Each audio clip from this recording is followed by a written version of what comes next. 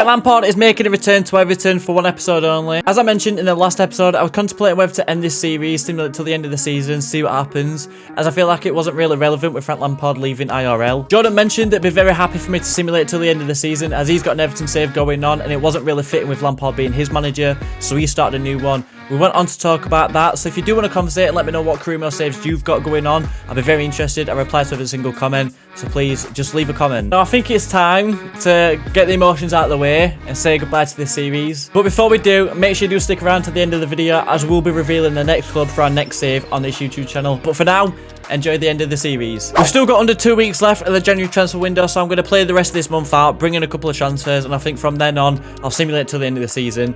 And hopefully, we'll bag a bit of silverware. Our first outgoing of today's episode is Kierxn with AC Milan for £80 million. AC Milan really seem to love our players. We've got an A rating for that, so I'm buzzing with that. We have £303 million left to spend in this January transfer window. You better know I'm going to spend it all. So the first deal I'm going to try and get done is our biggest one yet. Vinicius Jr. currently at Real Madrid, still worth £164 million, upwards to £206 million. I think we've made the most money in that position, so I might as well spend the most on that position. And the deal is done. Vinicius Jr. is in the royal blue shirt. An agreed fee, £160 million. Like I said, I didn't mind because we made the most money in that position.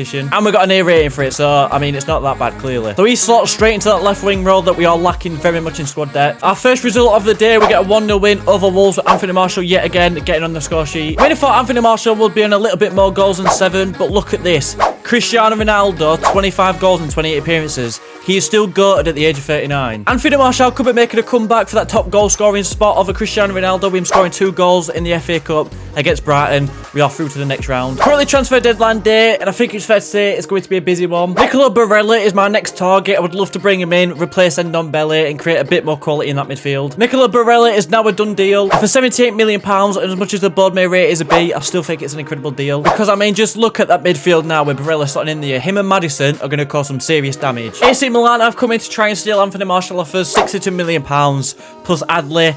I'm not having that. Dominic Calvert-Lewin has gone to Villarreal for £50 million. Another player out the doors, João Pedro, has gone out for £20 million. A lot of people may have forgot to sign him. He's not been given much game time. And that is transfer deadline done. I'm not going to lie, I thought it'd be a little bit more busy than that. A nice little 3-1 win over Fulham with Anthony Martial scoring even more goals and Lionel Messi actually getting on the score sheet. And I knew my thinking was correct. So Lionel Messi has only scored 3 goals at his time at the club. I mean, obviously he did have that 3-month injury. And Anthony Martial now 10 goals in 19 appearances. He really is making a late comeback. A shocking result as we lose 2-0 at home against Bournemouth. And even with that result, we are still top of the Premier League by 1 point. However, Manchester City do have a game in hand. And after that awful loss, we definitely did have to make things right. An incredible 5-0 win away from home against Nottingham Forest. I'll tell you what, Anthony Martial has been on fire. And let's not forget Vinicius Jr. scoring his first goal in an Everton shirt and making it a brace. And then unfortunately getting hit with another loss at home against Borussia Dortmund in the quarter-final of the Champions League. But as much as I've been holding it off, I think it's finally time to simulate till the end of the season and see what happens. Day 2. And we have reached the end of the season. And it's getting a bit emotional as it's just sunk in that it's going to be the end of the series. And to make it worse, we unfortunately didn't come away with the Premier League title. We did bottle the top spot. We did finish in the top 4, so Champions League is guaranteed for next season. But unfortunately, I'm not going to be there. FA Cup, we got knocked out in the semi-finals against Bristol City, who went on to the final and lost 5-2 against Chelsea. In the Carabao Cup, you all saw that I got knocked out on penalties by Crystal Palace. And in the Champions League, we did get knocked out at the round of 16 by Borussia Dortmund, 4-3 on aggregate. So unfortunately, no silverware in the last season of our career mode. It's a bit gutting because I feel like I could have gone on to win the Premier League if I carried on playing. But it is what it is. Cristiano Ronaldo did go on to finish top goal scorer, with him actually scoring no goals since the last time I spoke to you about his goal contribution. And Vinicius Jr., only joining the club in January, managed to outscore Anthony Martial, who was in incredible form last time. But he did go on to finish with the most assists, joint with James Maddison. And overall, I think me and Frank Lampard did an incredible job with getting this team together. 166 games played, 93 wins, 37 draws, and 36 losses. It's been an incredible record. 1 Premier League trophy and 1 Champions League trophy.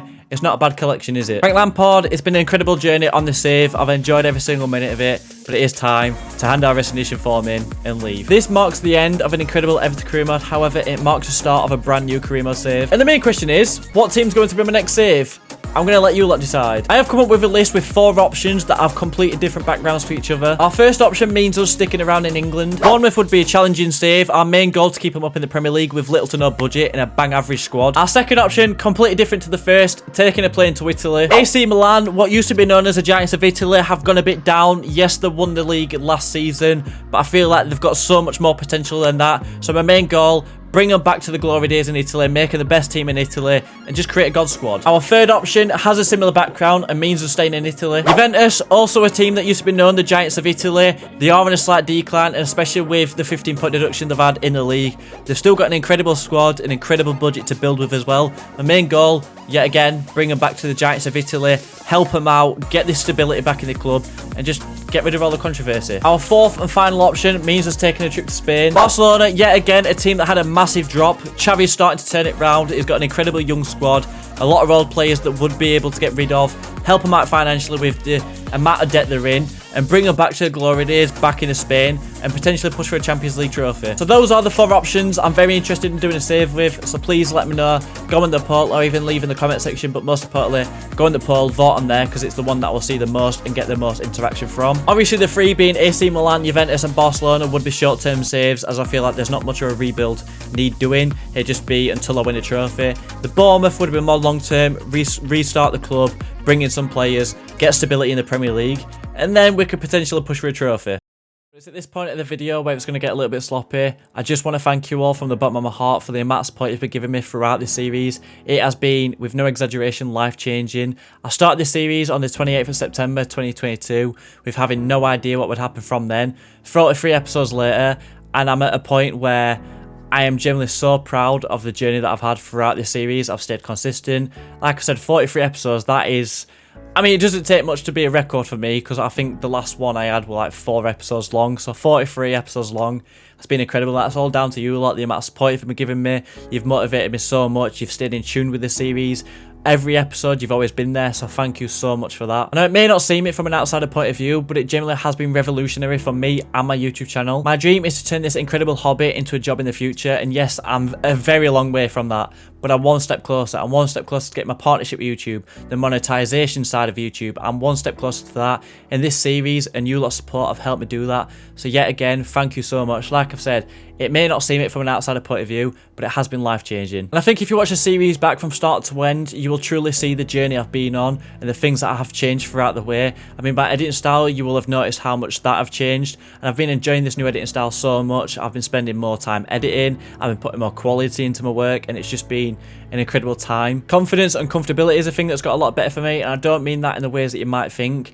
I just mean that as in, I know what content I upload. I've done the best I can with it, recording, editing, how I am in the video, my enthusiasm, my editing style. I feel like it's good enough. So all that has got a lot better for me, and that has also boosted my motivation for this. And the main one, consistency. I mean, yes, I do have a day off. I do have a week off. I used to upload this daily, and then it slowly got down, and now I've done it every other day due to the new editing style. But it's the most consistent I've been with anything, not just a series, but the videos itself. My posts on my community feed, it's made me be a lot more consistent with that.